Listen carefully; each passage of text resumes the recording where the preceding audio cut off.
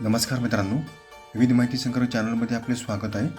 आज आपण संत सेवालाल महाराज यांच्याविषयी थोडक्यात माहिती पाहणार आहोत.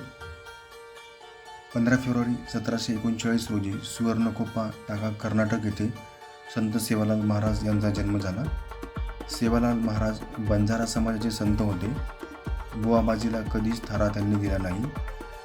आधी जाणून घ्या, विचार मंथन करा, नंतरच ती गोष्ट स्वीकारा, हे त्यांचे वचन होते.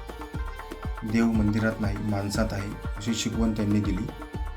शिक्षण घ्या, परस्त्रीला माते समान माना, गोरगरिबांची सेवा करा, असा संदेश त्यांनी दिला. संत सेवालाल महाराज यांनी निसर्गपूजा तसेच वृक्ष लागवडीचाही संदेश दिला. होरादेवी जगदंबा मंदिर शूद्रांसाठी खुले केले. बंजारा तांडा रक्षणासाठी संत सेवालाल महाराजांनी लढा दिला. 29 राज्यांमध्ये विखुरलेल्या बंजारा समाजाच्या प्रत्येक तांड्यावर महाराजांचं मंदिर आहे. पांढरा सेवाध्वज हे बंजारा धर्माचे प्रतीक आहे. 1806 मध्ये रुईगड जिल्हा यवतमाळ येथे संत सेवालाल महाराजांचे महादेवान झाले.